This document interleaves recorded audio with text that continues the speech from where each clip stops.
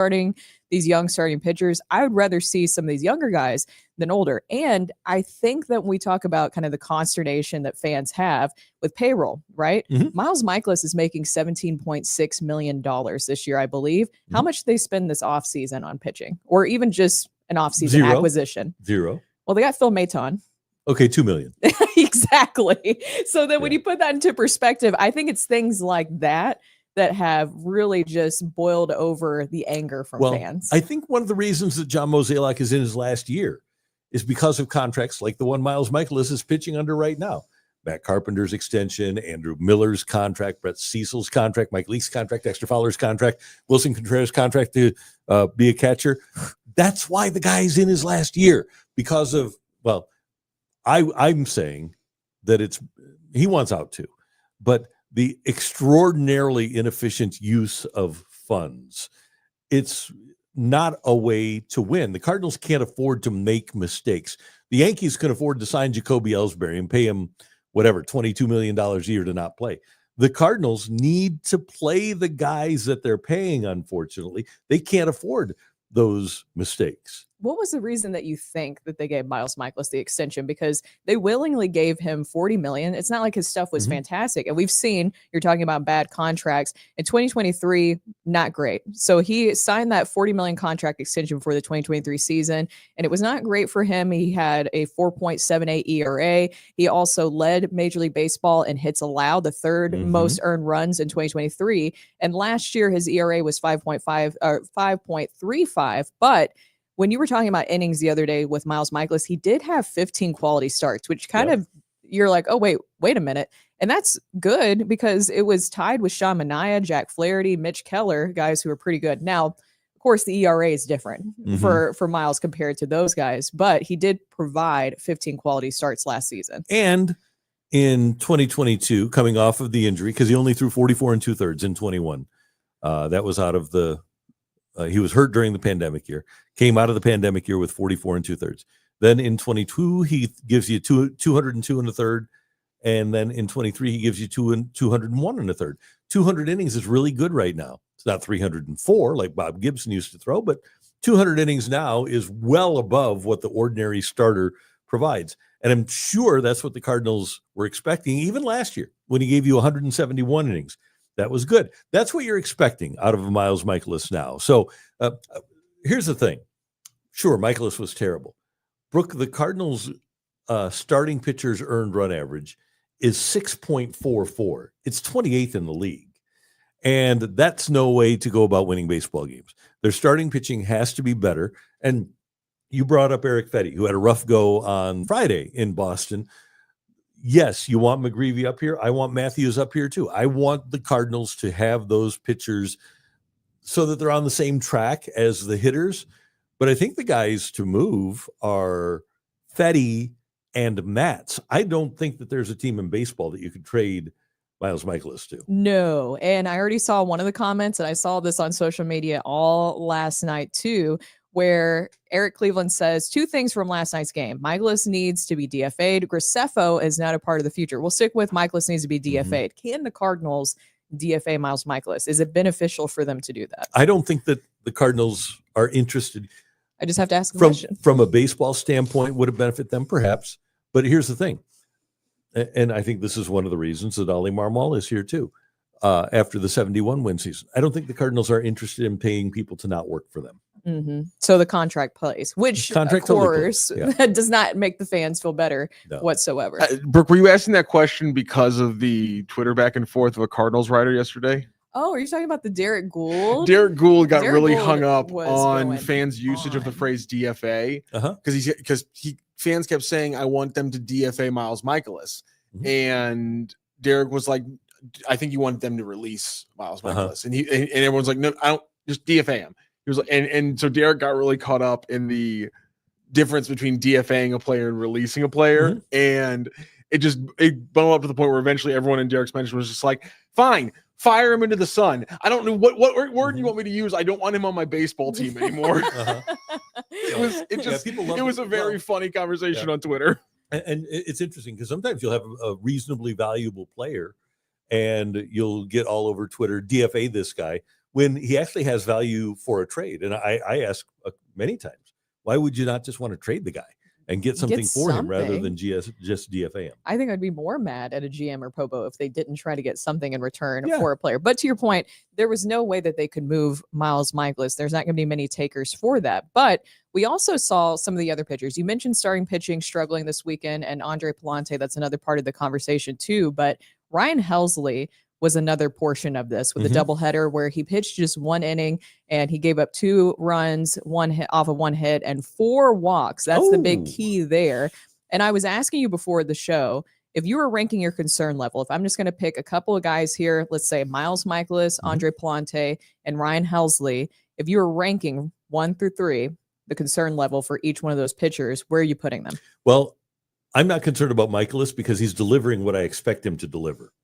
I still think that Andre Palante, while a very serviceable major league pitcher, I think he's a back of the rotation, mid to back of the rotation guy. I would hope that next year that Matthews and McGreevy would be 1-2 for the Cardinals. And then I would look at Palante as more of a back of the rotation sort. And so by the process of elimination, the one that I would be most concerned about would be Ryan Helsley with the 4 walks in an inning, because you expect Ryan Helsley to be great. Now, our old friend Brad Thompson hates the fan that sits in the stands and says, "Throw a strike." And Brad yells back, "You don't think I'm trying to?" So Ryan Helsley was trying to throw a strike. He wasn't intentionally walking these guys. And hopefully that was just a bad day and he'll bounce back. And sometimes a guy, like, especially on an unfamiliar mound, he doesn't like the mound. Yeah. And weird things happen. So hopefully Helsley will be able to get back into his groove during this series in Pittsburgh, and he won't fall and injure his finger. Randy, please don't. That was very specific. Let's not have that happen whatsoever. I know. That's what I'm saying. Like, it's a really bad memory because then, oh man, that led to a very weird offseason. But yeah, Ryan Helsley allowing 2 runs on a hit and 4 walks in game 1 of that doubleheader is concerning. And I think that you're correct because the expectations are higher for Ryan Helsley. They decided to keep him around. If you're talking about the trade value for Miles Michaelis not being high, how many teams are going to want Ryan Helsley? How many would have wanted him last offseason? 26, maybe? Yeah, I would say that it's up there. Yeah. So and the Cardinals decided to give him an extension rather than trying to move him possibly for some other pieces. Which is, it's an interesting move on their part. Helsley wants to be here. I don't know why they made that move. I do like this from Rip It Up Cards. Concern level is highest for Helsley as he is our huge trade chip. We didn't spend this offseason, need a huge return for this rebuild. It's unfortunately, that closers really are not exceedingly valuable. Sometimes you can get something at the deadline from a desperate team, but it's, as the analytics folks say, it's the most fungible position in sports. When you look at the Cardinals World Series under Tony La Russa in 2006, Isringhausen was their closer all year till he got hurt. Then it wound up being Adam Wainwright, right? 2011, at the end of the year, at the beginning of the year, I think it was Fernando Salas. He saves 24, and Mott winds up being the guy. You had the year where Edward Mujica saved 37 in 2013, but at the end of the year, it was Rosie. And then 2004, I think Izzy was the closer the whole time. But many years, like all 3 Giants World Championships, they had a different closer in the postseason than they had at the end of the season. And they got those guys from within. They didn't trade for other guys. Everybody now has a Jason Mott. If the Giants, who, oh, by the way, have the best record in baseball, if Camilo Duvall gets hurt, they'll just plug Jordan Hicks in there. Yeah, they have that. It's easy to find a guy. So do the Cardinals have another high leverage arm? Because when we're talking about the concerns with pitching, we've also seen that the bullpen just hasn't held up their end of the bargain. Hitting has not been the issue. And we could talk about Wilson Contreras. I know somebody's going to bring that up and his issues at the plate. But hitting has not been the issue this season. It has been the bullpen that has really cost this team games. And even yesterday in that second game of the doubleheader, obviously Miles Michaelis did not set them up for success whatsoever. So what do you have another high leverage arm in that pen for this group? Helsley, you're going. Can Phil Maton be that guy too? Phil Maton could be the guy. Yeah, but Helsley's their closer.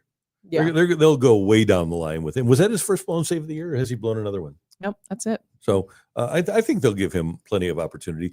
Keith Adams, I love you too. Love you, Randy, but let's see. In got to get you where you say about what we could handle Miles eating up 7 innings and giving up 5 runs. Well, that one got away fast. It did get away fast.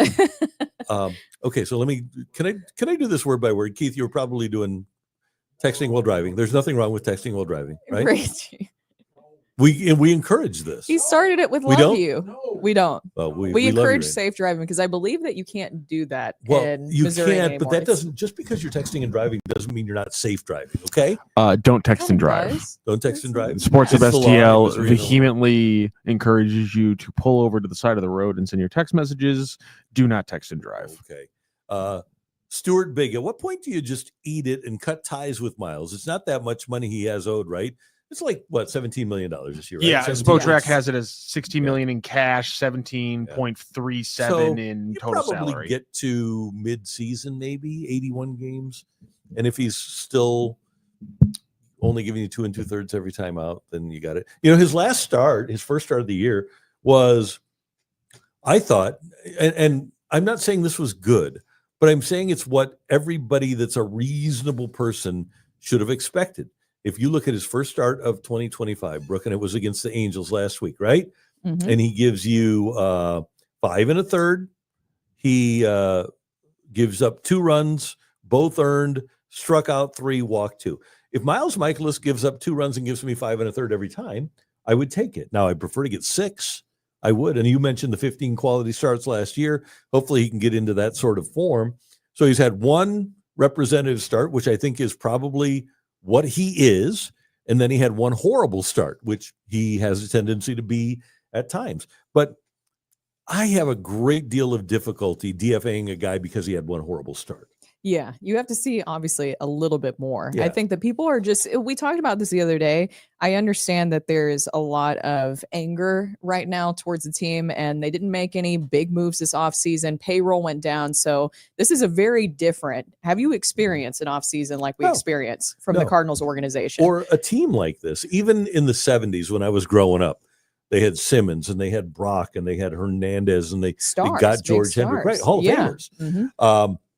And then in the 80s, obviously, they were great. And what they're trying to do now, and I've talked to Cardinal Brass about this, what they would like to do, and I had to bring it up to them, but they like my idea, is in the 1980s. So in 1981, the Cardinals traded for Joaquin Andujar.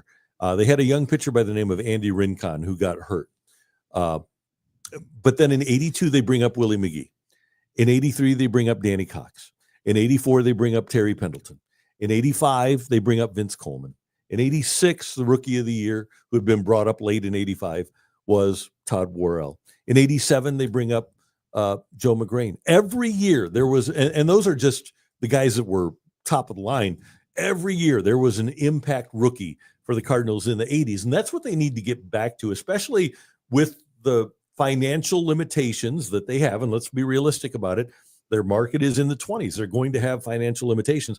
What they need to do is have an awesome farm system that delivers a new good player every single year. And I would be happy about that. I would be happy about, especially pitching wise. We've gotten away from that. That's why you had to spend all that money on Miles Michaelis. We're talking about those bad contracts. That's why you've had to go out in free agency and spend a lot of money on these pitchers or make some bad extensions because you haven't had those homegrown arms come through. I know that Alex Reyes was supposed to be one of those guys, but he didn't like walls. Was it a wall or was it a locker? It was a wall. It was a wall. So that didn't go according to plan. But if you have some more homegrown arms, that's more beneficial and it keeps the payroll down. We talked about this the other day that the Cardinals aren't the only ones. I mean, the Cubs brought in like the 3rd most revenue in all of Major League Baseball last season, and their payroll is not reflective of that because who's at the top of the National League? Lawyers. Yeah. And I don't think many people are going to be able to beat them. One other point, by the way, about the teams in the 80s, and let's compare them to the Dodgers because the Dodgers, Blake Snell's on the IL with shoulder inflammation.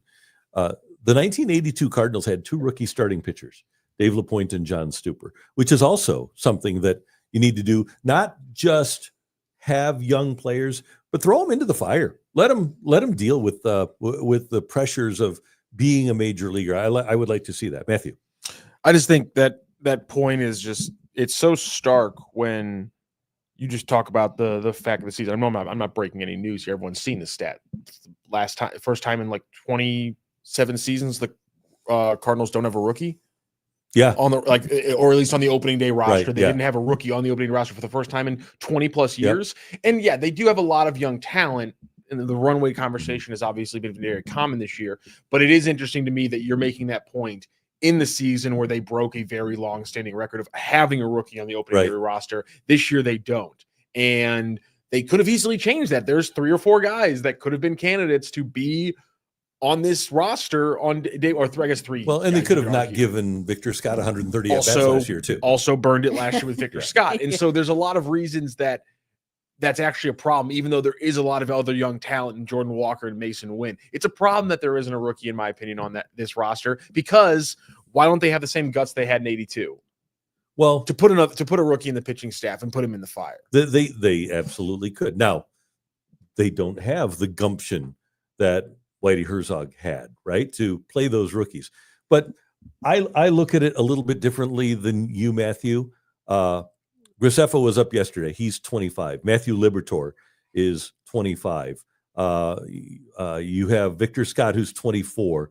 You have Pajes, who's 26. You have Sajasi, who's 23. You have Walker, who's 23. You have Mason Wynn, who's 23. You have Ciani at 25. You have Herrera at 25. I mean, they aren't rookies, but they're very young players. And I think that just because they aren't rookies doesn't mean they can't be inexperienced.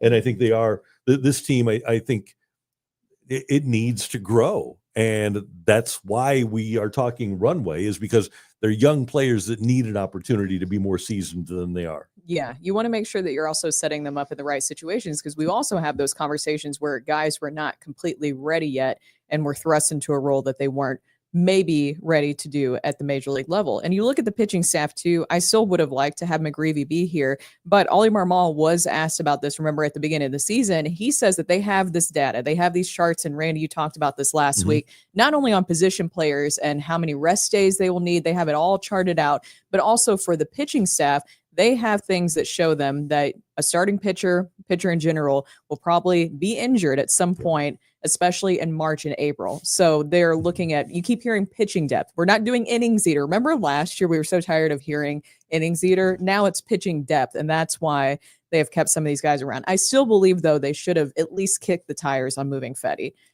I agree. Now, they might be thinking we can get more for him at the deadline. I have no idea. But I don't disagree. I would love to see, based on his spring, I would love to see McGreevy in the rotation. Yeah. But obviously they don't agree with us. And you know what? He said, clearly not. No. And we are, we need to be realistic here too. They say they're going to go to a 6-man rotation. And we'll say this again. Because we say this with all, and this isn't joking. Sometimes I say with all due respect and it's a joke. I'm very serious here. Steven Matz is going to get hurt. He's going to. That's just another one of them is going to get hurt too. Right. Yeah. The little fella at some point, probably, he's been very durable, but when you're that little, sometimes it's going to catch up to you. He's talking about Sonny Gray, if you couldn't put two and two together, by the way. For those uninitiated. Uninitiated. If you somehow have not heard this before, yes. It's a little fella. We know, and you go ahead and get the heat when the heat starts coming up, that really tears him apart too. But if I could have, and I know, actually, I think McGreevy actually turned in a representative performance this weekend, but if you could get me to June and I would have a starting rotation that included Palante, Gray, McGreevy, Matthews, Liberatore, I'd be thrilled. That's what I want to see, because this makes no sense what they're doing right now. I get why they're where they are, because of the no trades and because of the money. But right now, you aren't, as you go through a youth movement, let's be honest, it is a youth movement, you don't have your position players and your pitching on a parallel path. So what'll happen is you'll find out who your good young players are, right? So let's just give you 4 young players. Let's go with Mason Wynn, Jordan Walker, Victor Scott, Lars Nootbaar, okay? Those guys get to a point where they're really good players heading into their prime, and they can go to a World Series for you. And they're also going to become free agents. So you won't be able to keep them. And your starting pitching is 2 years behind because you didn't get it up here. Yeah. That's my problem. That's the issue, is that you need all of it to work together. And I saw a question too about the 6-man rotation. I don't know if you can bring that back up from Ray. The pen can't handle a 6-man rotation. I don't think it's going to happen. I would have some concerns about that with the 6-man rotation right now, with the way that this bullpen's performing currently. And with the innings that you'll get. I'm intrigued to see how Ollie handles it too.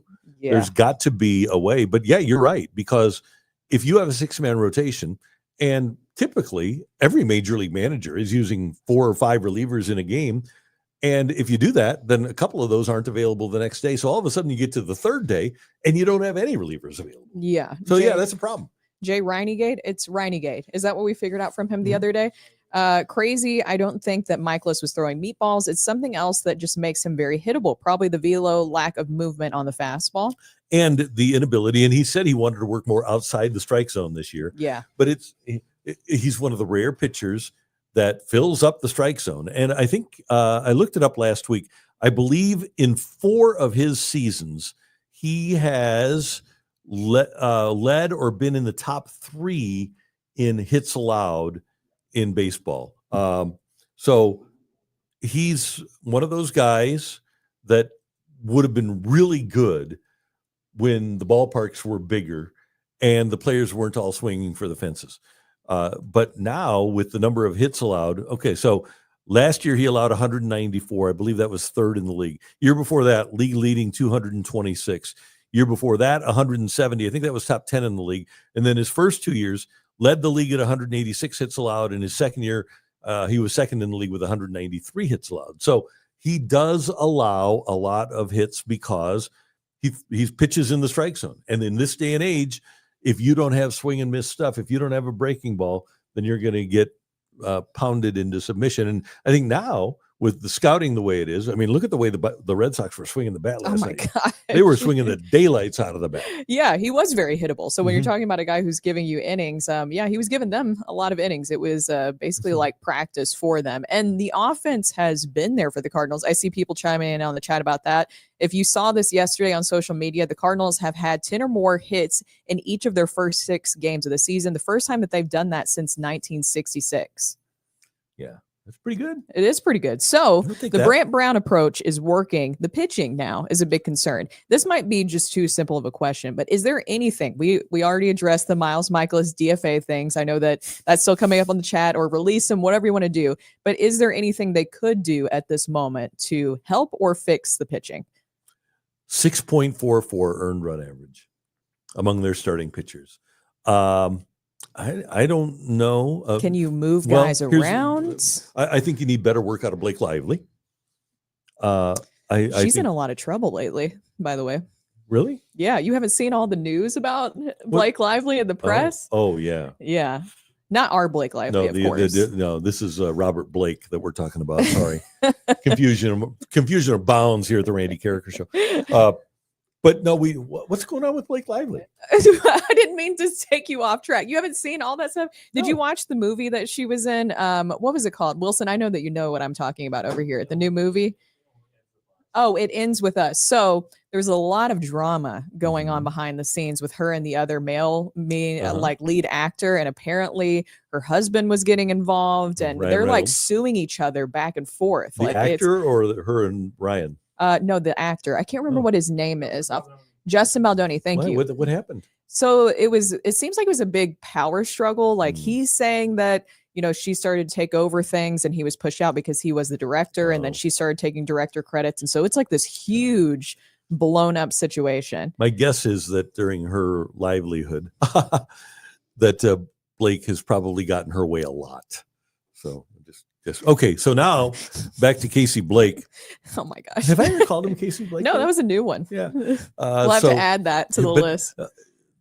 That is one of my concerns about bringing up the young pitchers, bringing up Matthews, bringing up McGreevy. I just don't know if he is the answer to make guys better. What was the starting pitching ERA last season? I could look that up. Not great. Here, I can get it for you right now. Okay. I've got this year's up. And you can do an easy little switch there. Yep, just put it on 2024.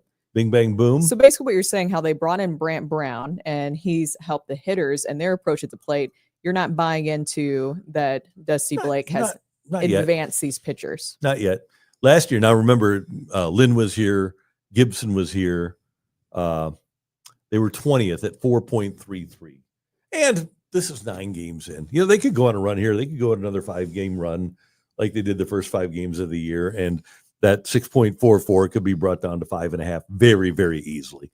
But there just needs to be, once you get rolling, a high level of consistency. And they aren't, I've always thought that a starting rotation kind of kicks in around Memorial Day, or good starting rotation. That's when you really get it going. So they have time, but the starting pitching is so different than it was back in my day, because it used to be that you get, if you were a good team, Memorial Day, every night you were going to get 7 innings out of your starter. Now you never know what you're going to get out of your starter, but rarely is it 7. You need a good bullpen, unless you're the Dodgers, where you can just pay for as many starting pitchers as you want. You have the pick of the litter, but even the Dodgers never get 7 out of their starters. No, we saw so many injuries last season with them, but you need a good bullpen. To your point, how much pitching has changed. You could rely in the past on that starting pitcher to be able to take you deeper into games. That's not the case anymore. You need a good bullpen. No, 40 years ago, the Cardinals had 3 guys that delivered 270 or more innings. That's never happening again. Or I guess it was 250 or more, because it was 275 for Tudor, something like 271 for Andujar, and then 250 or something for Danny Cox. But that's not obviously going to happen anymore. But you still have a chance to be good. And right now, you've got a guy that, like I said, he needs to give you 6 innings, and I don't care how many runs he gives up. But Miles Michaelis last night, especially in the back end of a doubleheader, he needed to give you innings. Yeah, he really did. You needed good innings from him. And Graham says, I don't get why people are blaming the same pitching coach that had great success last year, as if he can stop Michaelis from I already hear people saying that. Now, it is on the players at the end of the day. I do get that. It is on the players at the end of the day. But what do you think a different pitching coach? You got to see the Dave Duncan era where he was able to elevate those pitchers. If they had somebody like that in their organization, I think that would be huge. Well, and the minor league guy that they hired from Seattle, Matt Pierpont, apparently is really a great overseer of young pitching. Last year, the Cardinals were 4.04 earned run average as a team, 16th. I mean, right in the middle in Major League Baseball. But I don't know that that's awesome. That's I think that they could do better. I think they could, especially with young pitching on the way.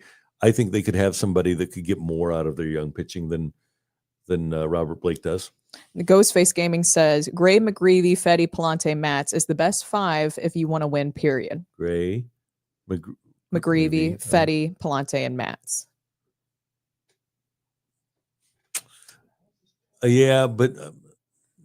If they're all healthy. But I still think that when we get to June 1st, I want Quinn Matthews here.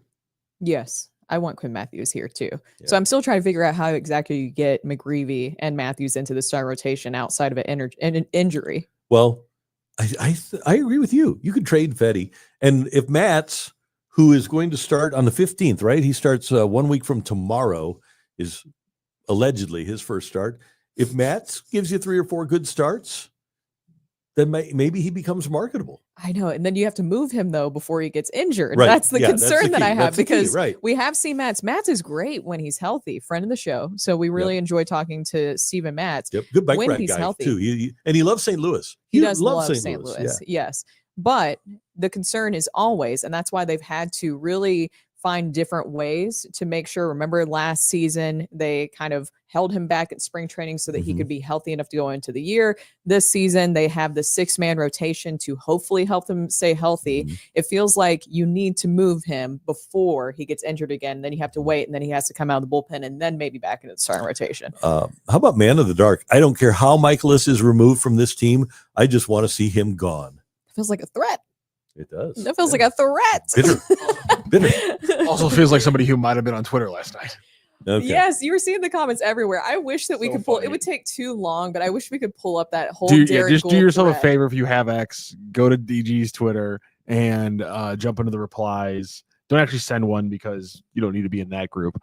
Just enjoy reading them. It's Keith Adams, analytics has ruined the game. Whatever happened to the manager having a feel for the game? And then it just disappeared. Where are you? I can't pull that one up. Sorry, I've lost that problem. one. He says managers need to get back to managing on the feel of the game, essentially, Oh, because come on. they don't need to be worrying about how many at bats a player is getting. Come on. But what has Bruce Bochy done lately? I mean, come on. What has Brian Snitker done? Okay, what did Dusty Baker do before? Come on, give me a break here. No, Brian Snitker didn't play a very high level of baseball. He never got out of the minors. Clearly, he sucks. Yeah, right. This is just I can't believe. You know what did Rob Thompson do? I mean, come on. It's all of you old school anti-analytics people. Come on now. Old school analytics people. Anti-analytics. Anti-analytics. Yeah. Yeah. Come on now. Oh man, you don't lead the charge of that whatsoever. I'm telling you. Hey, I'm telling you right now. I think what the Cardinals are doing right now in trying to develop young players, Oli Marmol is a good guy for that. Mm-hmm. Oli Marmol is a good baseball teacher. He's a good baseball man. He's just inexperienced. If you were in the Cardinal front office, or if you were the Cardinal owner, and you wanted this group to win now, hire Joe Madden. I know you guys have heard this a lot.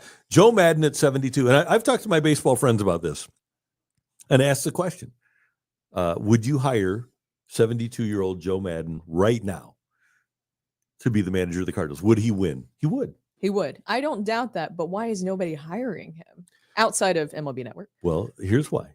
Because of the desire for power and analytics.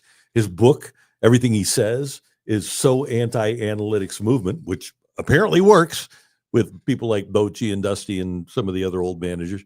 But I don't think that general managers want to cede power to a guy like Joe Madden, who's outspoken, and when they try to interfere, will mention it. Yeah, well, because that's the old school type of managing, right? Where the manager was actually able to kind of implement his style of play throughout the entire organization and had a say of what he believed and what he was seeing with his own eyes of what this team actually needed. He was also the one that identified that Willson Contreras needed a catching instructor with the Cubs. So like he identified that pretty early, and the Cardinals were not able to do that for whatever reason here in the organization. And we do need to talk about that too before we get into some Blues talk, because the Herrera situation is interesting. As we know, he's injured and he's on the IL, and they brought up, what is his name again? I'm setting you up this Pozo. There you go. And so they're bringing up Pozo. Now you have Herrera. I remember when I was a kid, I had a Pozo stick. Different. We have to get this all out of the way. But Herrera injured.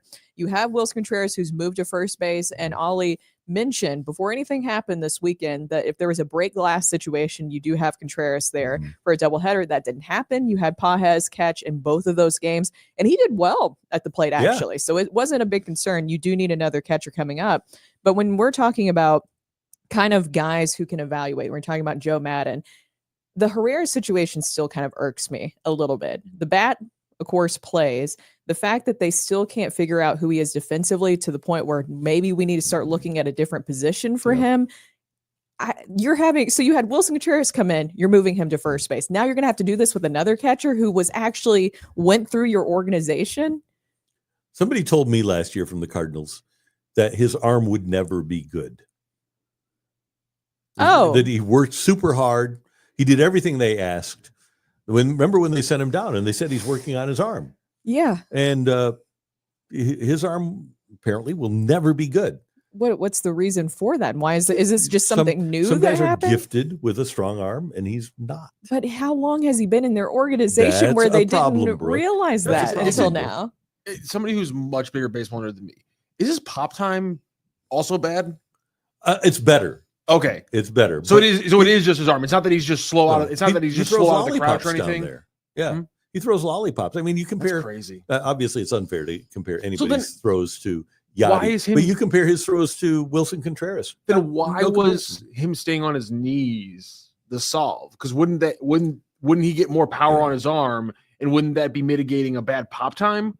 Wouldn't him staying on his knees to throw mitigate a bad pop time? Not you would think so. you'd want him on his legs so he could get some power behind the throw. Right. And if his pop time isn't bad, then I just feel like that wasn't the answer. I have no idea why it's not working. But if he has a chronically weak arm, I mean, relative to other baseball people, that could be a problem.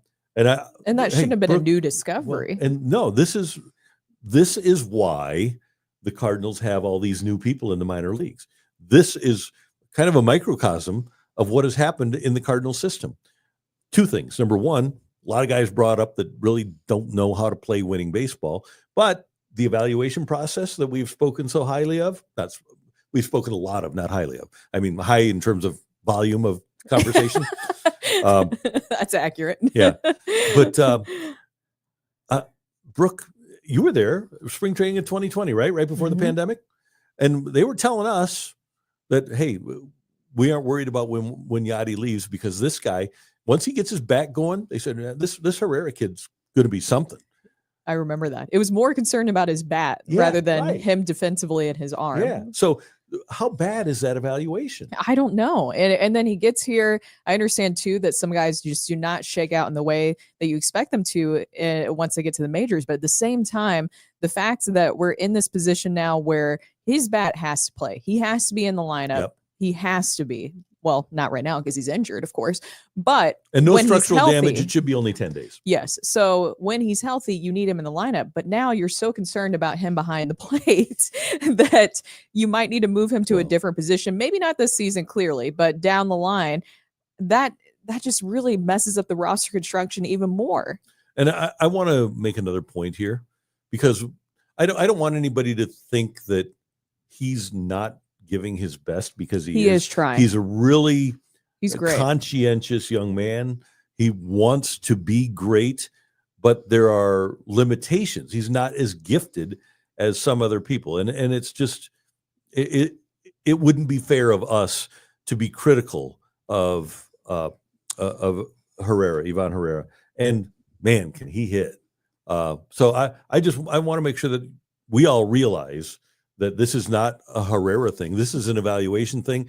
And kind of like when they moved Jordan Walker to the outfield, the day that they traded Harrison Bader, they probably should have discovered that Herrera needed a different place to play the field.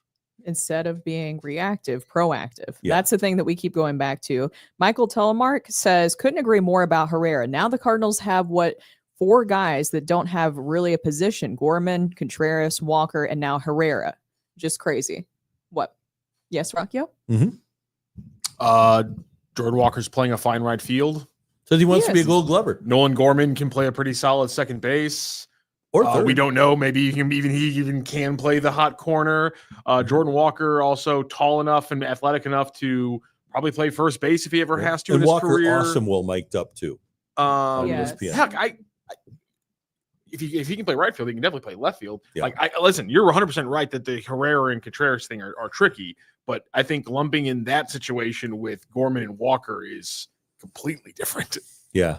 And I do think you do have a lot of, I think maybe the better point of it would be that you do have too many DH options currently at this point. And a lot of guys that you need to get time in, where you're having to put them in the DH, kind of mix and match guys of who can be in the lineup. Because, I mean, even they were supposed to play Saturday, as we know, right? Mm-hmm. And then Ollie told reporters before the game on Saturday, because Herrera wasn't in the lineup. We just talked about that Herrera's bat needs to be in the lineup. Herrera's bat was not in the lineup. He was going to get a day off. And Ollie told reporters, remember, that Pages works well with Palante. Mm-hmm. And then all of a sudden you go to the DH, or it's yesterday, and Herrera's in the lineup and Pages is catching. It's like, wait a minute, what do you mean by that? I was confused by that. Well, my guess would be that everybody works better with Pages. Yeah, I think so defensively. Yeah, right? He calls a great game. He's smooth back there. But pitchers probably feel more confident. Right. Yeah. But you do need to have Herrera's bat in the lineup. And so where else do you play him? You've never given him the opportunity to play other positions. So he's a catcher or DH. Exactly. And so then you have other options as your DH too. Yeah. So that's where this roster construction just continues to be an issue. I see people going back and forth about managers. Schilt, I'm seeing being brought up a lot too. Joe Madden, to your point. I asked Rocchio this the day that you were out, and this kind of brought up a lot of different feelings for people. If you had a choice of managers right now to say, with this organization, we're going to this transition year, not trying to axe you, Ollie, but we're just doing a hypothetical situation here right now. Okay, so bear with me. But theoretically, Chaim Bloom wants a different manager for next season. Okay, your options, and say these are the candidates. Who are you picking to be the next manager of the Cardinals to lead them into this new era with Chaim Bloom to start things out? Okay. Joe Madden, Skip Schumacher, or Yadi Molina and Albert Pujols. Or Albert Pujols, I should say, not Ant. This is so easy for me, and you know what the answer is, don't you? You're gonna say Joe Madden. No, it's gonna be Skip. That's what I said. I said Skip Schumacher. Skip, because of his youth, because he's won a manager of the year, because I know he knows how to teach. I've watched him teach and work with young players. He relates well to young players. He showed in Miami that he can get players to be better. He's confident in hiring people that are smarter than he is and building a staff. I think it's, if I'm just worried about this year, it's going to be Madden. But if I'm signing a guy to a 5-year contract, it's Skip. Yeah, for that new era, hypothetical Ollie, like I said, hypothetical, new era with Chaim Bloom, where he's trying to build things up his way from the ground up. Who is going to be that manager to lead the charge? It's kind of the perfect situation. Skip Schumacher, he's been with your organization. He knows the Cardinals way, but he also has experience outside the organization, already proven experience outside the organization that he can bring in. So you have the Cardinals way still being recognized while also ushering in this kind of new voice outside perspective. And I love Albert. My only concern is the lack of experience. And with Yadi, we still haven't seen him. We're well into a second year now with him as a special assistant to the Pobo. Haven't seen him. And I always go back to this with Yadi, and it's kind of old, but I just don't think that Yadi, because of what he did in his last year and leaving the team a couple of times, wants to go see his basketball team play. I don't think he sold it, right? Did he sell his basketball team? Yeah, maybe he sold it to another player. But if he did, the problem is, how does Yadi say no if somebody says, yeah, I bought a basketball team in Puerto Rico or the Dominican and I want to go watch them play in the championship? How can he, as a manager, say no? Yeah, and then how do you get him back? Yeah, right. That would be the concern. And, of course, having Yadi or Molina around your organization is always going to be valuable. But we have seen in the past, I think it's a fair concern to wonder. I think Albert will be a great manager. I don't doubt that whatsoever. I mean, he is already putting in the time and he seems to understand what it takes. Even the not fun stuff. We talked about that. The not fun stuff that you have to do of dealing with us media members before a game and after game. We really do, honestly. And we ask stupid questions more than half the time. So you have to deal with that.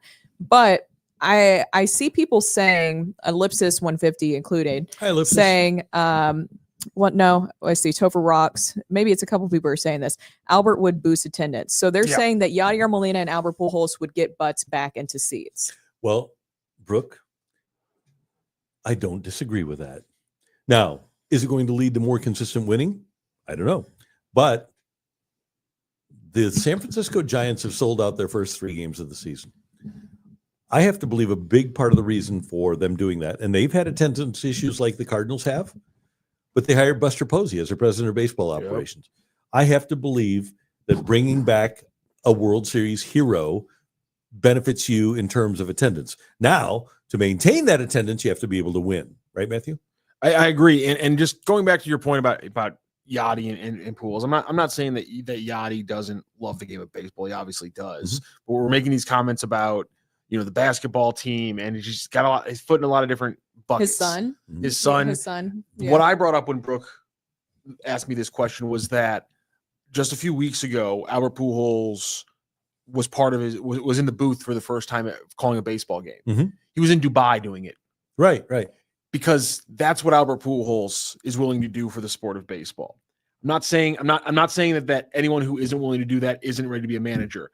But the amount that Albert Pujols is obsessed with this sport and is willing to give everything he has to the sport of baseball is apparent. And I just think there's a difference between that and almost any other manager in the sport. And it's just, Albert Pujols will be the manager of a Major League Baseball team. And if it's not the St. Louis Cardinals, oh my God, I cannot imagine the reaction from fans that will accompany that move. So after being a player, great leader, Mike Matheny became a broadcaster and then became a manager after not having managed in the majors before or coached in the minors before. And one of the things that he'll tell you now is that he overdid it in terms of his passion for the sport, that he actually took away from his family life and his other interests because he was so consumed by baseball. That didn't make him a more winning manager, though. No. And I want to ask fans this too, and you guys can weigh on the chat. Do you actually want one of your Cardinals heroes to become the manager? Because the manager always eventually gets hated. Even Tony La Russa went through his stretch here. And do you want that seriously for kind of one of your idols that you've had within your organization? Either if it's Albert or if it's Yadi, I think it would be painful seeing either one of them manage elsewhere because I believe that they can be successful. But as a fan, do you truly kind of want that? One of the things Matheny mentioned a couple of weeks ago when I did that event with him was right when he got the job, he went out to lunch with Whitey Herzog. And Whitey said, the first thing I'm going to tell you is you're either going to get fired or you're going to die on the job. Mike said, geez, I'm 41. So you're going to get fired. Yeah. So yeah.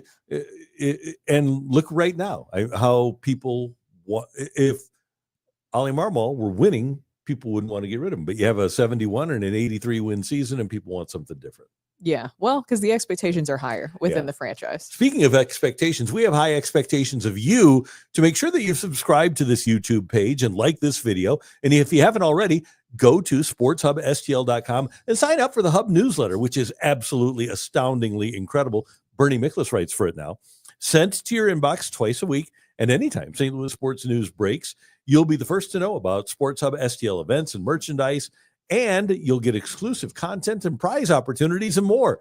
While you're on the site, check out all the St. Louis sports content, including game recaps, programming highlights, sports news and opinion, gambling tips, Bernie, and more. It's all on the website at sportshubstl.com. How about that? .com. Now it's time for some blues. Joe. Okay. Joe Torre broke my heart. Still love him. Joe Torre is... So of all the managers who, don't forget that the Randy Karraker Show and Sports Hub STL brought to you by DraftKings Sportsbook. The crown is yours. I like the deeper, louder tone of it instead of like trailing off a little bit.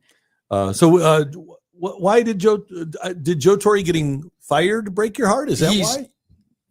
Cole Bassett's left foot was the texture. He says, yes, I'm willing to have my heart broken. To Brooke's question about having your idol become your manager of your team and potentially it going badly and breaking your heart. He said, yes, I'm willing to have my heart broken. Joe Torre broke my heart. Still love him. Obviously, we're dealing with a veteran Cardinal fan who's been around in the block for a while. Hockey Dad Don, can someone please call Tom Pagnazzi?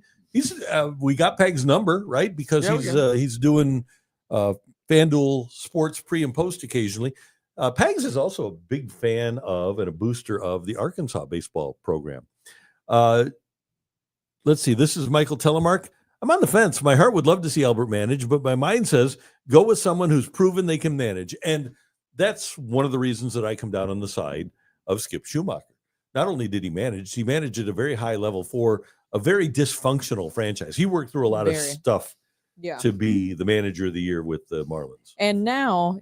and I saw somebody point this out on the chat earlier too, is that he will be the heir apparent for the Rangers. And so the Rangers scooped him up. I can't see the Cardinals being able to take him away from that situation. Well, you have to work fast. Yeah. And I still probably think for all of the former Cardinals, they always say, once a Cardinal, always a Cardinal. There is an allure still to wearing the birds on the back. Especially if you can be a part of a new era.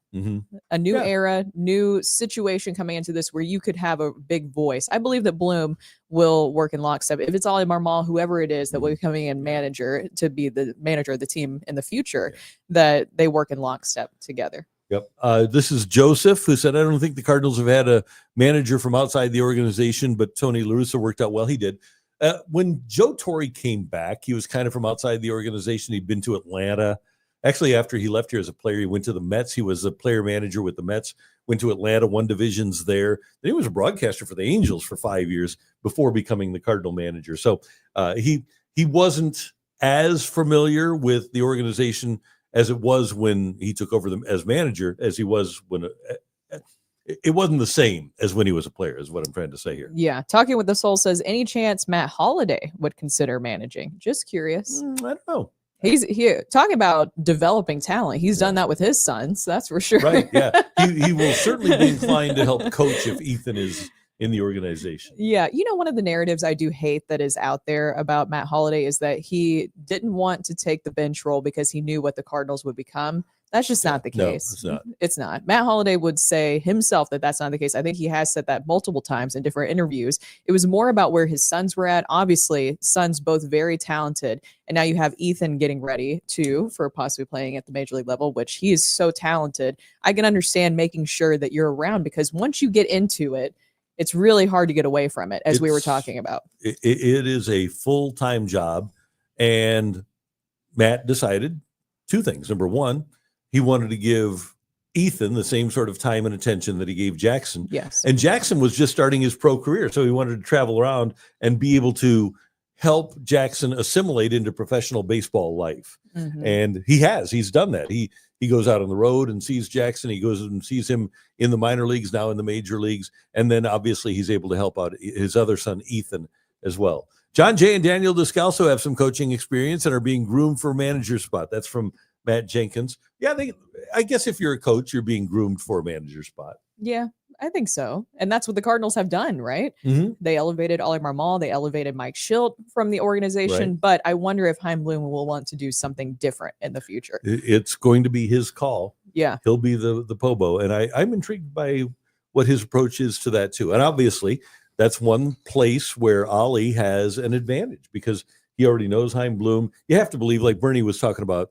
with us on Friday, there are phone calls and texts going back and forth between Ollie Marmol and Chaim Bloom. Yeah, of course. Ollie's going to do that. He wants to make sure that he has a job continuing moving forward. So you have to make sure that you're working with the guy that's coming in. Now we're going to get to the Grim Report because we have to talk about the Blues. 12 straight wins for them, which sets a franchise record. This is obviously a really exciting time. I know it got a little close there with the Avs at the end, but at the same time, the Blues are just on such a roll right now that it's fun to watch. And last night on our Blues Hub Weekly show, which you can watch every Sunday night, generally at 7 o'clock. Sometimes it's at 8 like last night, but generally at 7 o'clock with Jamal Mayers, we were able to talk about the Blues' 12 wins in a row. And Jamal said that this has been the catalyst for the team. The Avs 5-4 last night, 12 straight wins, a franchise record. And Jamal, we keep having to talk about it, but when you're winning this many in a row, a lot of people are going to look at what was the catalyst, what really catapulted this team forward. 12 straight wins, what can you attribute to at this point? Honestly, it feels like, a lot of the credit, and rightly so, has been going to Monty and his ability to get everyone to buy in. But I honestly point to the players. You know what? They came back. I think the decision that Doug and his management team, I always point back to when they decided to stand pat and believe in this group and they didn't move Schenner. I think it made this group believe that they could get it done. And since that moment, they've each figured out what their roles are. There's been amazing chemistry between certain players. Doesn't matter who's coming in and out of the lineup. This team's believing right now, and they're getting fantastic goaltending. So it probably starts in goal, for me, with how well Binner's been playing, and Hofer's been playing well when he's gotten in there as well. But I think it's given the team confidence that, hey, we can do something special.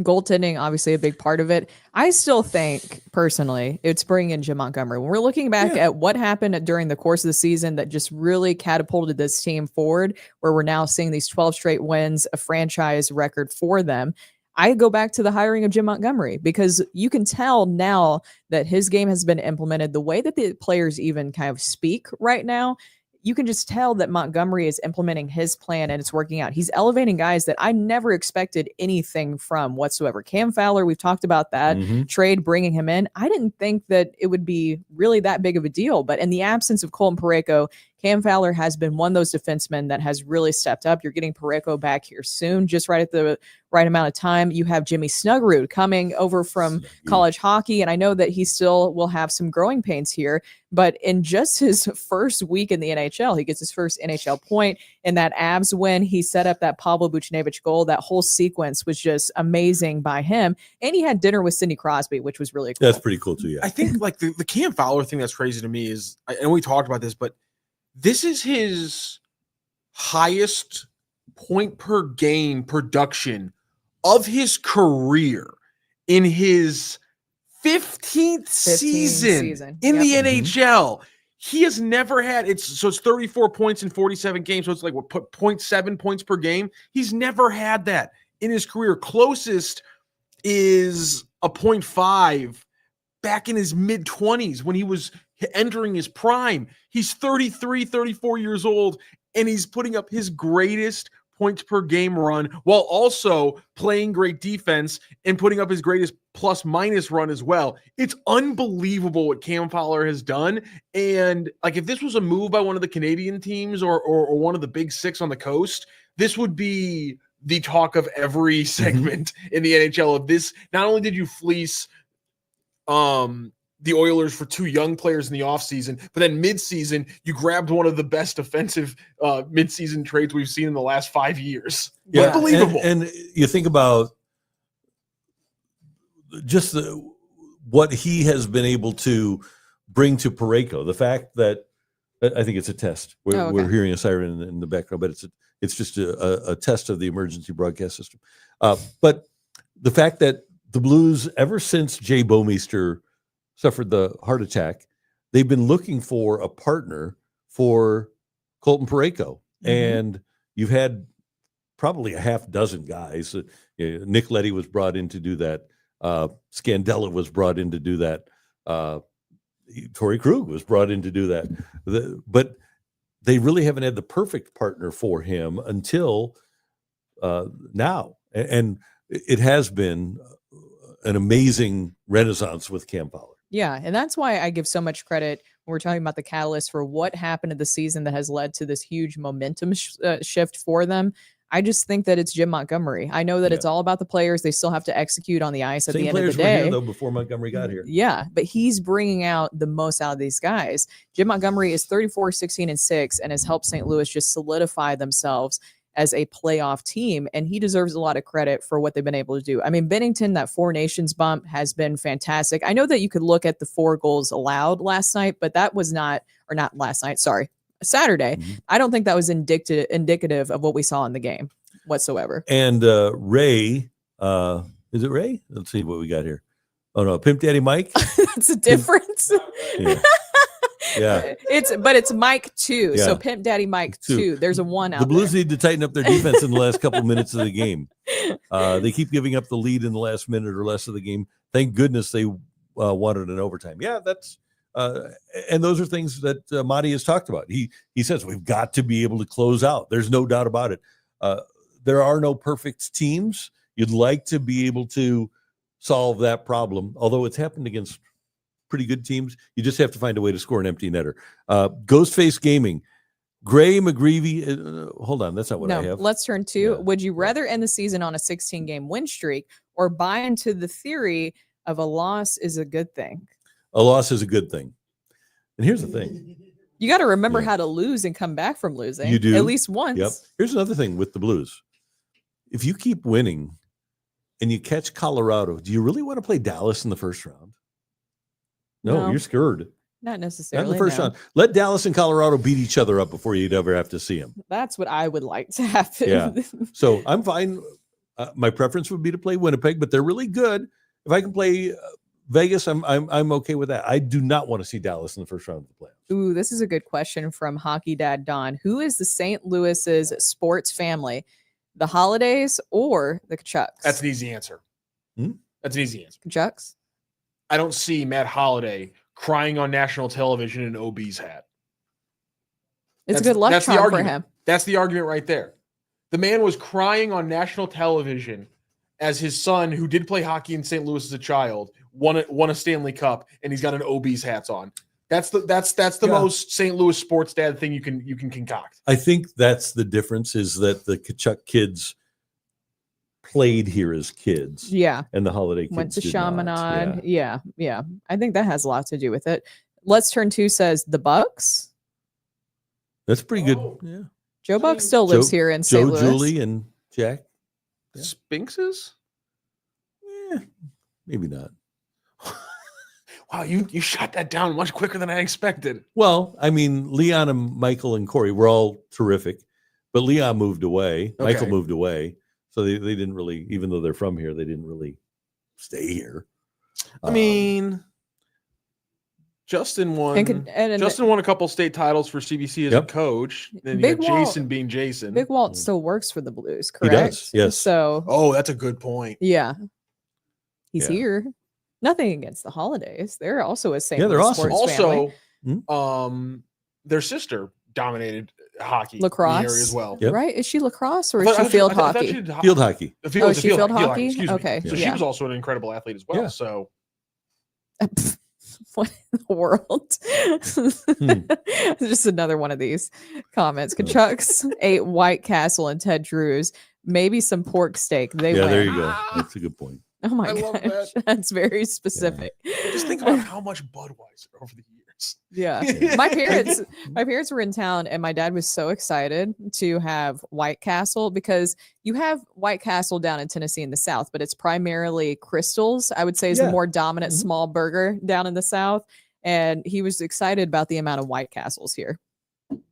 Thrilled, I would say. Plenty of them. Maybe your dad would be a better person to ask, but I have to ask you, is there a difference? Like, is there a flavor difference between Crystals and White Castles? I think there is. I think they're what's different. What's the difference, if I may ask? I think that it's not as greasy. Like, they're both very greasy. Do they cook in the because the one thing about White Castle that I love the onions? Is, they're always cooking in onion essentially. There's always Crystals, onion on the grill. It's been a long time since I've had Crystals, okay. But I think Crystals does the exact same thing, but maybe the toppings could be slightly different. Oh. What I do like about Crystals is they also have other mini things, like mini little, like dogs, basically. That's a fair point, but like chili cheese dog, mini chili cheese. I love the little mini things. White Castle's chicken rings are fantastic. I haven't had those. Try White Castle's chicken rings. They are an underrated. Don't give me that look. Trust me, they are. But chickens aren't in the shape of rings. I need them to kind of somewhat be in the shape that they should be. Are they in the shape of strips? I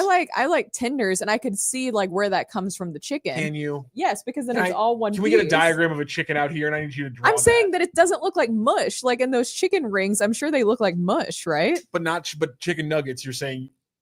That you can see the form of. I don't eat. I didn't even say chicken nuggets. I said tenders. Well, you eat chicken nuggets? Not really. No, I like tenders better. How did you get through life when they were chicken $6 for a 20 pack of nuggets? What are you giggling about over here, Randy? I'm just I love White Castle. And I even love the chicken rings. Yes! But when I eat the chicken rings, I wonder if I'm really eating chicken. Fair. You see, because you don't know. I mean, you have no idea. Love it. I just don't know. Yeah, this is America. I love hot dogs. I love a mystery. I got past the mystery meat factor. Did you read the book so long ago? Is the book The Jungle? Text line or is it The Jungle that teaches us how the hot dog is made, the sausage is made? But I think it's very clear. Upton Sinclair, nicely done. I think it's very clear to focus in on the fact that I never read a book. That book is talking about how horrible. How did you even know that then? I don't know. How that book's talking about how horrible the meatpacking plant is. Yeah. And specifically, where was that book written? It was written in Chicago because only scumbags are from there.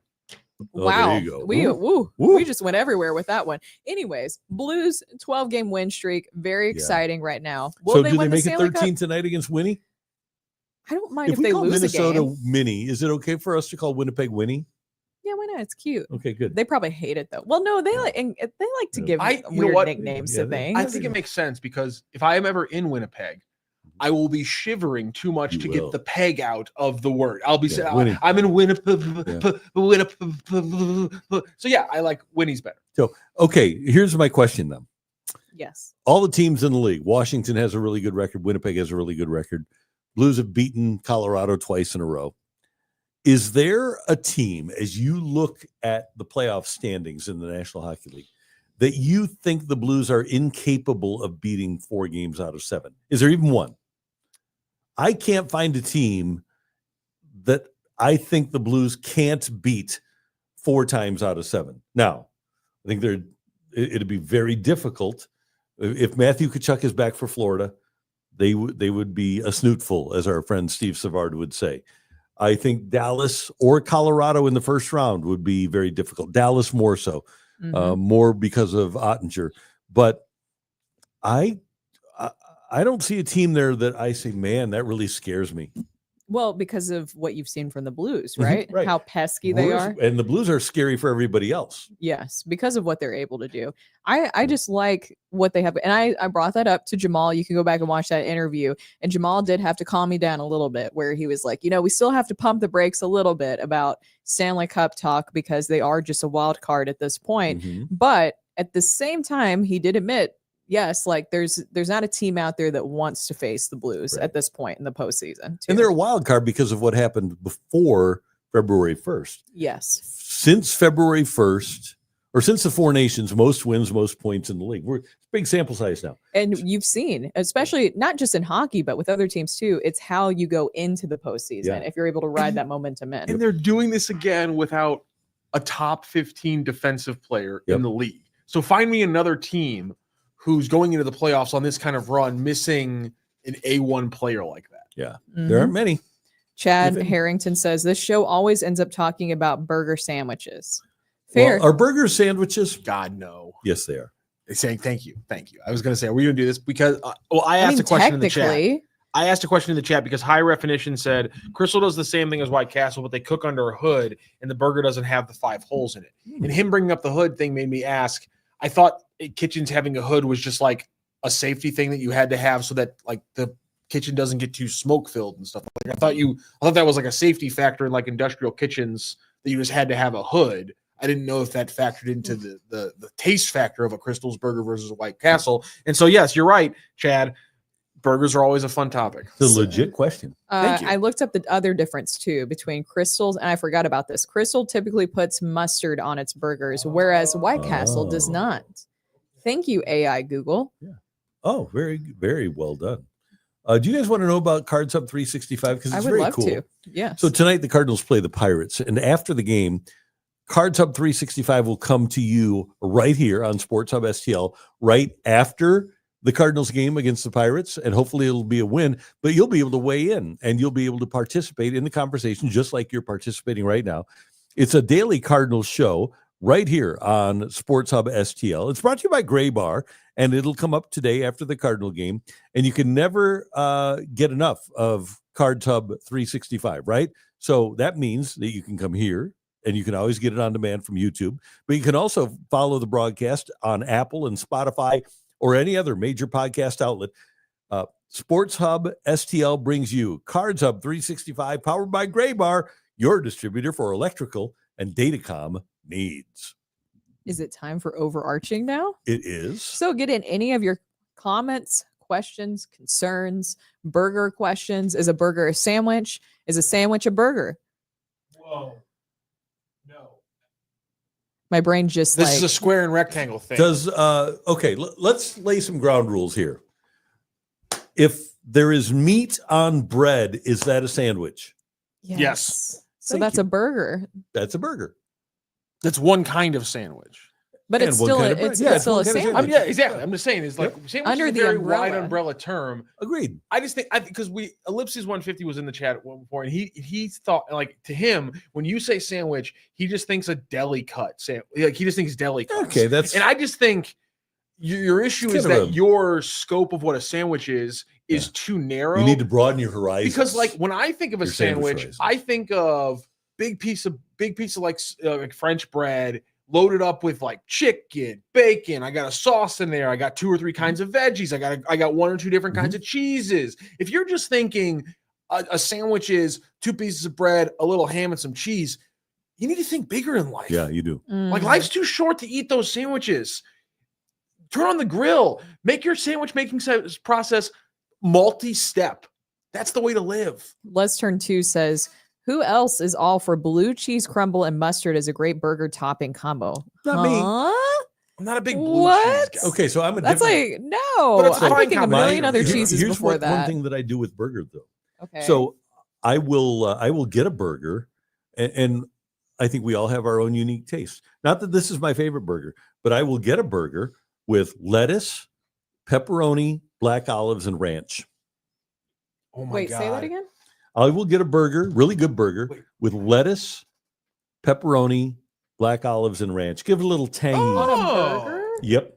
Black olives on a burger? Wow. Yep. It's kind of I don't a like kind of a black Mediterranean. olives, but yeah, it's kind of a Mediterranean thing. By the way, No. Cole What are Bassett's you left guys foot. doing here? This is fantastic. Good. Cole Bassett's No. left foot says, Randy and Brooke, you guys need a food channel YouTube channel. Here's the thing. Oh. I'm not a big fan of Ellipses 150's opinions, but sometimes the man steps up and hits a freaking 550 footer. I like his opinions. They can call it Sports Pub STL. Oh, That's my a gosh. walk-off Ellipses. I forgive you for everything you've ever done except for the popcorn take.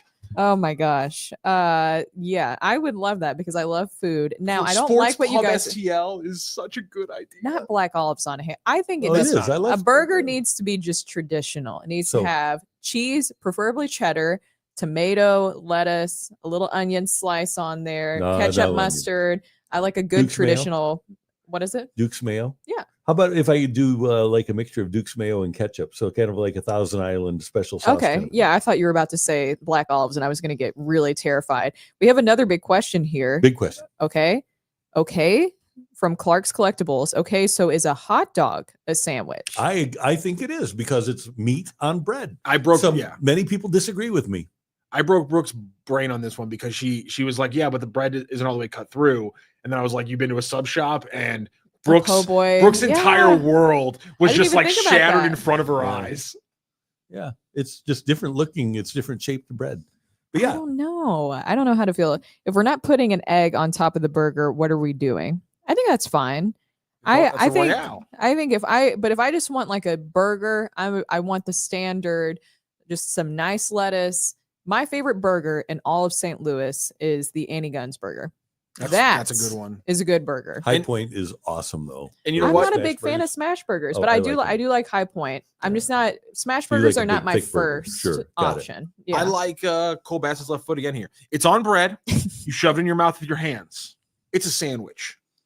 That's a good. That's the a good hand bar. factor, I think, does help with the sandwich conversation. what's this? On The bread. hand factor. Oh yeah, I if think you're so. able to, if it's a finger food, technically, yes. Jalapeno on a burger is the best. Okay. Listen, we see people bringing this up in the last chat. Ellipsis 150. That is not a universal thing. I've been to plenty of restaurants where all the sandwiches and burgers are under the same part of the menu. I've been to restaurants where they've been separated. Usually it's because it's a bar and grill and they have an extremely robust selection of both sandwiches and burgers, like 8 sandwiches, 6 different burgers. But you can also go to a lot of restaurants that have like one page with like 12 selections, and 8 of them are sandwiches and 4 of them are burgers, and they're all under the handheld section, or they're all under a sandwich section, or what have you. Mm-hmm. We should close out with some more sports talk because we mentioned the Blues playing tonight against the Winnipeg Jets, but also you have the NCAA men's basketball championship. Florida Gators versus Houston. Man, Houston at the end there against Duke. What in the world happened? The Gators, I don't like Florida, but I like when you beat Bruce Pearl and Auburn. Why do you not like your Blue Raiders? My Blue Raiders. Or Blue Gators. Blue Gators. The Florida Gators. I'm saying that I'm glad the Florida Gators beat Auburn because I don't like Bruce Pearl. So that's always A1 for me. I know that you had Auburn winning and going all the way, but yeah. So what do you guys have for tonight of who's going to win?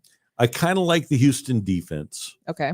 And I like the fact that they have Cryer. As a matter of fact, when we talk about DraftKings in a moment, RJ Cryer was going to be one of my bets. LJ Cryer, yeah, but he's not. So I just like, and I give credit when Duke didn't score a bucket in the last 10.5 minutes of that game. I don't know if it was a Duke thing as much as it was a Houston thing. I think that that's correct because I thought that Duke, even going into that game, that was theirs to win.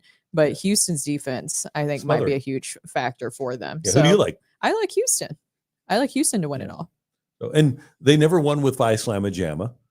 with that great team that they have. So I'd like to see the graduates and the fans of the Houston Cougars, because Florida already has a couple of championships. I'd like to see Houston win. Yeah, you've had enough. I'd Florida. love to see that. Oh, you know who's had enough, Also- by the way? Did you guys realize this, that in the last 25 years that the University of Connecticut men's and women's basketball, they've won 31.2% of all the championships. Women have 12, men have 6. God. They have That's 18 unbelievable. basketball championships in the last 25 I years. was not expecting that, especially. I mean, Dawn Staley looked just angry, confused, mad all in one game. But I thought this was really sweet. I think we all know, Gigi Bryant was wanting to go play for UConn one day, and I don't know if you saw Vanessa's post about how Gigi is cheering them on, and I just oh my gosh, how sweet. I thought that was really cool. One thing you brought up Houston. I really hope they win, because I would love the message to be said that you can play a hard-nosed, defense-first kind of basketball. And as long as apparently you're not in a Virginia jersey, you can still do it in a way that's actually fun to watch. Right. So that's what I love about Houston is you can slow the game down. You can play a fist fight, but boxing in the 50s, it can actually be fun to watch, unlike what Tony Bennett did in Virginia for 10 years. Yep. And his so dad go did in Houston. Wisconsin. Yeah, exactly. So defensive basketball that's still fun to watch, beautiful. And that's coaching. In 2025, when you can get McDonald's All-Americans to commit defensively, that is it's a hard thing to do, and it's impressive what they've been able to accomplish. And by the way, all 4 teams in the Final Four played really good defense. Hey, are you ready to win some real money? You can win real money tonight. If you're struggling to choose which team will win, forget about the teams. All you need to do is focus on player stats to rack up big cash prizes with DraftKings Pick 6. And when it comes to massive payouts, DraftKings dunks over all the competition. Pick 6 is available in most states, including Missouri, in California if you're there, Texas if you're there, Georgia if you're there, and more. Track your picks for a shot to win huge cash prizes. Simple as that. And we've got a great one coming up for you tonight here with the national championship game. Turn your college basketball knowledge into cash today. New players get $50 in Pick 6 credits instantly with just a $5 entry. Now, I decided to go a little bit different. I'm not going with basketball tonight. I'm going to go with something a little bit different. I'm going to go with a little bit of baseball, but I want you to check it out. Go to DraftKings, download DraftKings Pick 6, and use the promo code STL Sports, and you can get a great winner today. Gambling problem? Call 1-800-GAMBLER. Help is available for problem gambling. Call 888-789-7777 or visit ccpg.org in Connecticut. Must be 18 and over. Age and eligibility restrictions vary by jurisdiction. Pick 6 not available everywhere, including New York and Ontario. Void where prohibited. 1 per new customer. Bonus awarded as non-withdrawable Pick 6 credits that expire in 14 days. Limited time offer. See terms at pick6.draftkings.com/promos. DraftKings brings you Sports Hub STL. The crown is yours. That one was better. I like that one because I like that you're trying out different ways, but that one just had more gumption to it. I think that's what it was. Gumption. I like that. Yes. Panger. You had some gumption. Oh, I miss. I liked what we put together, by the way, for the Pick 6 today, Randy, because people are asking us about what the expectations are for today. Well, if Robert Thomas can get an assist, Tommy, and if Jordan Kyrou can get a goal, that's a pretty good start in a way for them getting number 13. And we decided to add a third one here with the Artemi Panarin more than 20 minutes time on ice, because I looked at his last about 40 games this season, and about 30 of those 40 games, he hits that 20 minute ice time on ice mark. So we added that one in there. Takes up to 6.8x of your original wager. And again, we got a lot of people asking our expectations for number 13 for the Blues tonight or not. And I think a goal from Robert Thomas to Jordan Kyrou could be pretty helpful. I would think so. But is that number 13? Oh, 13 in a row. 13 in a row. So we aren't expecting a goal from Alexei Toropchenko. It'd be nice. But we wouldn't bet on it? No. I wouldn't risk it in a parlay. I wouldn't risk it in a parlay. I would do a low count single on that one. So how do you guys set up for tonight with the Blues playing, the Cardinals playing, and the national championship game? I will prioritize. Well, the Blues are at what time? 7, I believe. 6:30 or 6:30, and Cardinals are at Okay, so you can theoretically get in what you need to. Yeah. I think I'm personally, because I'm just not a fan of either one of the basketball teams, I'll check in, Okay. but I would rather watch Blues and Cardinals. Okay. A couple especially more Blues. questions here. I don't think anybody ever catches Alexander Ovechkin. Right now, Austin Matthews would have to average about 40 goals a year for 12 years to catch Ovechkin. I didn't even think that he would be able to accomplish this season. I didn't either. This seemed impossible. And we talked to Jamal. Like I said, you can go back and watch that interview that we did last night on the Blues Hub Weekly Show, which you can see every single Sunday with Jamal Mayers. And Jamal said that he doesn't think that Ovechkin is going to retire either after this season. So that's one thing. It was such a busy weekend. How about the Battlehawks? Dominant. Yes. Beat San Antonio. It was They're on a fantastic. roll. And City SC, is City SC ever going to score again? Rocchio. I'd like to think so, but not a lot of The trends aren't working in that trend favor. there. Yeah, next 4 They games need are Mike against Martz. They need Mike Martz. Yeah, next 4 games are against 4 of the Brant top teams in Brown. the league. I think the one thing to look at is they are at a 0 goal differential. They've scored 4 goals. They've only allowed 4 goals. Oh, So yeah, it's not great considering you've won 3 of them in one game, by the way. Yeah, you won 2 games and you've lost 3. That's how that breaks up with still having the even goal differential with the draws as the other 2. So yeah, it's not great. I'm always going to focus more on the process than the results. The process isn't enough. It hasn't been enough. I understand that the finishing isn't good. The answer then is create so many opportunities and so many good opportunities that eventually one's going to go in. They were creating opportunities. Conrad Vollum throws across the face of the goalie, and it literally hits Akil Watts in the leg. And if Akil's just angled differently, he probably could have just deflected it into the goal. So they were creating better opportunities, but you still lost 1-0. And so does that really matter? They lost 2-0 to a rival who is statistically the worst team in the MLS going into that game. They just fired their coach. They get a little bit dead cat bounce, and now you're really looking at a part of the season where the fan base has lost faith in your new head coach by game 7. Yeah. Not ideal. Yeah. You know what I want to do? I just thought of this. I want to have a job someday, and I don't have many jobs left, but you guys should strive to have a job where the boss says, we're in the process business here. We're a process-oriented organization. Rather than results, wouldn't you rather have them be involved in the process or business rather than the results business? It'd be nice. Wouldn't you rather work for them? Because then you never lose your job. You just say, I'm doing the process. I'm doing it. It's just not resulting in results. Well, yeah, then your process is flawed. No, it's not. Yes, it is. How do you know? Because because eventually the correct process will lead to results. The point is that you can't overreact to the process not yielding results 7 out of 34 because that's too early when you're talking about re-implementing the process completely. So again, 4 games from now, when we're 11 games out of 34 and you have 4 more games and we're talking about a third of the season, that's a big difference. It's why people like Claiborne have a line in the sand between the first 30 games and what comes after that. Yeah, because he's got the flag day when it comes to baseball. Because at the third way point of the season, things are all of a sudden feel a lot more real. And City's staring down the barrel. 4 games from now, you're at 11 games through 34. And if you drop all 4 of these, or you can't get the offense going in any of these 4, I know they're good teams, but alarm bells start ringing. I just want to be brought into a meeting sometime where the boss says, Randy, we're in the process-oriented business. You're good. You're in last place, but your process is great. That'd be nice, right? No, that's not what I'm saying. You're purposely taking what I'm saying and turning it. I think the Cardinals have a tendency to do that. Hey, by the way, Anthony Beck knows that he's in the results business, and the Battlehawks, they're 2-0. And, if you're a Battlehawks fan, which you better be, Battlehawks Hub Weekly is now available on the Sports Hub STL YouTube page with Luke Slaybaugh and Judy Strotter as they get you set for every Battlehawks game. Battlehawks coverage on Sports Hub STL is presented by Lee's Famous Recipe Chicken.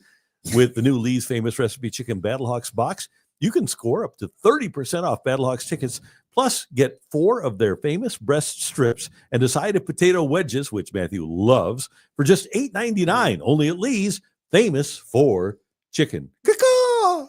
Now look at that real quick. You can tell that came delicious. from a chicken. Oh, you can tell that's that came from a delicious. chicken. It's Yeah. not some onion Not ring rings. mash Yeah. because chickens don't come in ring shape. It's fabulous. So you could tell that's do from if the you cut 'em breast that of a way. chicken. Those, Huh? are, They do if you cut them that way. those are some good looking pieces of chicken. You right can there. tell straight from the breast. Yep. Healthy. Oh man, I want some thigh meat in there. Well, You do. Chicken thighs are the best. Oh, I don't understand people so who are only we about need to chicken eat breast. chicken together then, Chicken- because I love the breast. You don't like chicken thigh? I do. No. I Oh, do. chicken I thigh mean, I like is both, so much but tastier than chicken breast. a Oh, little chicken more thigh is flavorful. elite. It's so much more flavorful. Without like if you just straight took chicken breast and chicken thigh, put a little bit of S&P on both, the thigh is going to taste better. It's going to be more flavorful. It's gonna pack more of a punch 100% of the time. Nice. All right. Cool. I believe we have completed this edition of the program. Thank you very much for tuning in and being a part of it and participating. We love that you join us every single day and you talk to us. We want you to be a part of the program every single day. For Brooke Grimsley. Thanks, Brooke. Hey. Did you have fun today? Yes. Good. And Matthew Rocchio, our outstanding audio video engineer and producer. I'm hungry now. Did you have, you should be. I am hungry. I did have fun, but now I'm hungry. Okay. Yeah. Well, fun should lead to hunger. We appreciate you tuning in and being a part of the show. And until tomorrow morning at 10, have a magnificent Monday, St. Louis.